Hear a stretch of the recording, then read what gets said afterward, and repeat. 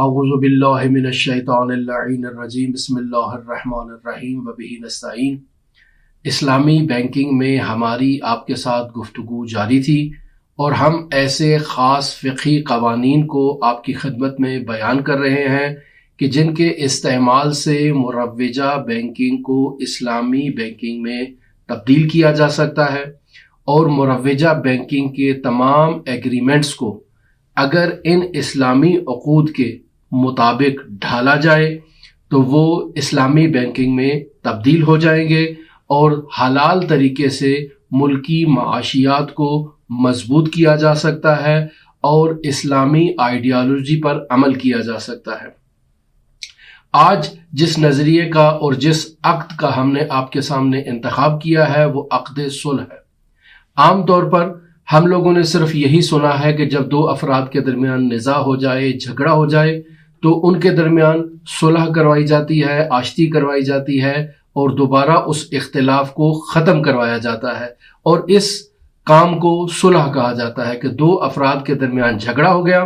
ہم نے ان کے درمیان جا کر صلح کرا دی اور اب صلح و صفائی کے ساتھ وہ آپس میں زندگی گزار رہے ہیں۔ لیکن کیا آپ کو یہ بھی معلوم ہے کہ صلح کے عنوان سے باقاعدہ فقہ اسلامی میں ایک ایگریمنٹ بھی ہے کہ جسے اسلامی بینکنگ میں استعمال کیا جا سکتا ہے؟ اگر آپ نہیں جانتے تو ہماری اس ویڈیو کو آخر تک سنیں، ہم عقد صلح کے بارے میں آج گفتگو کریں گے۔ لغوی اعتبار سے صلح سمجھوتے کا نام ہے، مصالحت کا نام ہے اور باہمی طور پر توافق کو صلح کہا جاتا ہے، لیکن فقہی اصطلاح میں ایک ایسا ایگریمنٹ صلح کہلاتا ہے جس کے باعث انسان دوسرے انسان کے ساتھ مصالحت کرتا ہے، اس کے ساتھ یہ طے کرتا ہے کہ اپنا مال یا اپنے پروفٹ کا کچھ حصہ اسے وہ بخش دے گا یا اپنے مسلمہ حق سے درگزر کر لے گا، اس سے چشم پوشی کر لے گا۔ اس سمجھوتے کے بدلے عوض بھی وصول کیا جا سکتا ہے اور بغیر عوض کے بطور بخشش بھی یہ صلح کی جا سکتی ہے۔ دونوں طرح سے یہ درست ہے۔ اس عقد صلح کی کیا خصوصیات ہیں؟ اکثر شیعہ فقہا معتقد ہیں کہ صلح ایک مستقل ایگریمنٹ ہے، اس کے باقاعدہ ارکان ہیں، اس کی باقاعدہ طور پر شرائط ہیں۔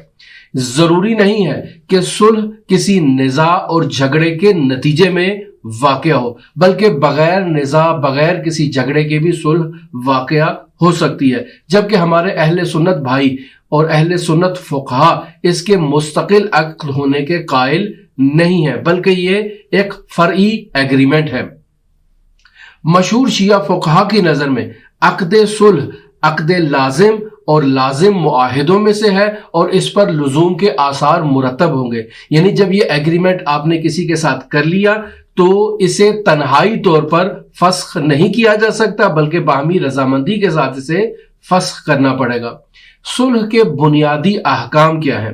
عقد صلح میں کسی خاص صیغے کی، خاص الفاظ کی شرط نہیں ہے، بلکہ جو کلمات بھی اپنا مال کسی کو دینے میں یا اپنے حق سے صرف نظر کرنے کے اوپر دلالت کرتے ہوں وہ درست ہیں اور ان کے ذریعے سے عقد صلح منعقد ہو جائے گا۔ لیکن صلح کی کچھ شرائط ہیں۔ شرائط کیا ہے؟ کہ صلح کرنے والا شخص صالح جو ہے وہ بالغ ہونا چاہیے، عاقل ہونا چاہیے، مختار ہونا چاہیے، قصد اور ارادے کے ساتھ وہ صلح کرے اور حاکم اسلامی کی طرف سے محجور نہ ہو، یعنی اپنے اموال پر تصرف کرنے کا مکمل اختیار رکھتا ہو۔ اگلی چیز جو ہم بیان کریں گے وہ یہ ہے کہ جب تک عقد صلح کسی حرام کو حلال کرنے کے لیے یا حلال کو حرام کرنے کا باعث نہ بنے تو یہ امر درست ہے اور مصالحت درست ہے۔ یعنی بطور مثال ہم یوں کہیں آپ کی خدمت میں کہ اگر دو ہم جنس چیزوں کی آپس میں صلح کرتے ہیں، یعنی دو افراد ہیں، ان کے پاس ہم جنس چیزیں ہیں، ان کو آپس میں وہ مصالحہ کرنا چاہتے ہیں۔ مثلا گندم کی ایک بوری ہے، اس طرف والے شخص کے پاس بھی گندم کی بوری ہے، دوسرے شخص کے پاس بھی گندم کی ایک بوری ہے، یہ اسے کہتا ہے کہ یہ بوری تم لے لو، وہ مجھے دے دو، تو یہ صلح اس وقت درست ہے جب ان کا وزن آپس میں مساوی ہے، لیکن اگر ان دونوں کا آپس میں وزن مساوی نہیں ہے، ایک کا وزن زیادہ ہے دوسرے کا وزن کم ہے، اور دونوں کو اس بات کا علم بھی ہے کہ وزن میں یہ دونوں چیزیں متفاوت ہیں، اب اگر یہ ان کا صلح کا ایگریمنٹ کرنا چاہیں تو یہ درست نہیں ہے، چونکہ یہ اسلامی تعلیمات کے برخلاف ہے۔ البتہ اگر ان دونوں کو اس بات کا علم نہیں ہے کہ اس کا وزن کیا ہے، لیکن ایک اجمالی طور پر احتمال دے رہے ہیں کہ شاید ان میں سے کسی کا وزن جو ہے وہ زیادہ ہو، تو اس میں کوئی حرج نہیں ہے۔ صلح کے بعد دونوں افراد باہمی رضامندی کے ساتھ اس ایگریمنٹ کو فسخ کر سکتے ہیں، چونکہ یہ عقد لازم ہے، عقد جائز نہیں ہے، یک طرفہ طور پر قابل فسخ نہیں ہے۔ صلح میں بیع، اجارہ، جعالہ، شرکت، مضاربہ وغیرہ جیسے معاہدوں کی خاص شرائط نہیں پائی جاتی ہیں، لیکن ان کے آثار اور ثمرات کا حامل ہو سکتا ہے یہ عقد صلح۔ بطور مثال ایسے موارد جہاں پر معاہدہ کرنا جائز ہے اور طرفین یہ چاہتے ہیں کہ اس ایگریمنٹ کو کہ جو جائز ہے اسے لازم میں تبدیل کریں، تو مد نظر اس معاہدے کے مضمون کو صلح کے ذریعے سے انشاء کر سکتے ہیں، یعنی جعالہ، مضاربہ، شرکت وغیرہ جیسے معاہدوں کو عقد صلح کے ذریعے سے انشاء کیا جا سکتا ہے۔ یہ ہے صلح کا ایگریمنٹ۔ اب ہمارا اصلی مسئلہ کہ جس کی وجہ سے ہم نے اس عقد صلح کو آپ کی خدمت میں بیان کیا، وہ ہے اسلامی بینکنگ۔ اسلامی بینکنگ میں عقد صلح بطور مستقل استعمال نہیں ہوتا، یعنی اگر اسلامی بینک کسی کو سہولیات فراہم کرنا چاہتے ہیں تو سہولیات کی فراہمی کے لیے عقد صلح کا سہارا نہیں لے سکتے۔ پھر آپ سوال کریں گے کہ ہم نے اس عقد صلح کو اسلامی بینکنگ میں کیوں بیان کیا ہے؟ تو دیکھیں بہت ہی عمدہ فائدہ ہے۔ ہم نے آپ کی خدمت میں پہلے یہ مطلب بیان کیا ہے کہ بہت سے ایسے عقود ہیں جو اسلامی نقطہ نظر سے عقد ہے لیکن عقد جائز ہے، یعنی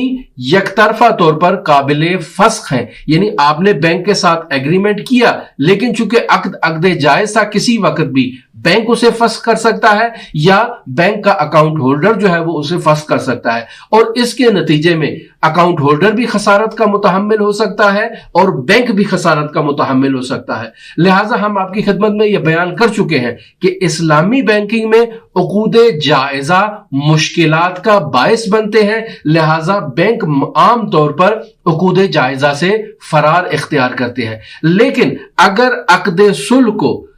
اسی عقد جائز کو عقد صلح کے طریقے سے انشاء کیا جائے تو پھر یہ مکمل طور پر درست ہے، اور وہ عقد جو پہلے عقد جائز تھا عقد صلح کے ذریعے سے انشاء کرنے کے بعد وہ عقد لازم میں تبدیل ہو جائے گا۔ لہٰذا اسلامی بینک تمام ایسے عقود کو کہ جو عقد جائز ہیں اگر ان کا استعمال کرنا چاہتے ہیں تو انہیں عقد صلح کے ذریعے سے انشاء کریں گے اور انہیں عقد لازم میں تبدیل کرنے کے بعد باقاعدہ طور پر اس ایگریمنٹ کو تیار کر سکتے ہیں، یعنی ایگریمنٹ کا جو وہ فارم تیار کریں گے اس فارم کے اندر وہ عقد صلح کی شرائط کو درج کر دیں گے، اور ایگریمنٹ سائن کرتے وقت وہ اکاؤنٹ ہولڈر کو اس بات کی طرف آگاہ کریں گے کہ یہ عقد صلح کے ذریعے سے انشاء کیا جا رہا ہے، اور پہلے چونکہ عقد جائز تھا اور اب عقد لازم میں تبدیل ہو چکا ہے، لہٰذا باہمی رضامندی کے بغیر اسے فسخ نہیں کیا جا سکتا، اور اس طرح سے وہ ایگریمنٹ مدت دار بھی ہو سکتا ہے، طولانی مدت پر بھی مشتمل ہو سکتا ہے، short term, mid term, long term, تینوں چیزوں پر مشتمل ہو سکتا ہے، اور اس طرح سے بینک ملکی معاشیات میں ترقی کی راہ میں ایک بہت اہم کردار ادا کر سکتے ہیں۔ تو عزیزان ہمارے ساتھ رہیے گا، ہم اسلامی بینکنگ پر آپ کے ساتھ گفتگو کو جاری رکھے ہوئے ہیں اور اسی طرح سے خاص فقہی قوانین کو آپ کے سامنے بیان کریں گے جن کے استعمال سے مروجہ بینکنگ کے ایگریمنٹس کو ان کی شرائط پر ڈھال کر انہیں اسلامی بینکنگ میں تبدیل کیا جا سکتا ہے اور حلال طریقے سے اسلامی تعلیمات کے مطابق منافع کمایا جا سکتا ہے۔ ہمارے ساتھ رہیے گا۔ اللہم صلی علی محمد و آل محمد وعجل فرج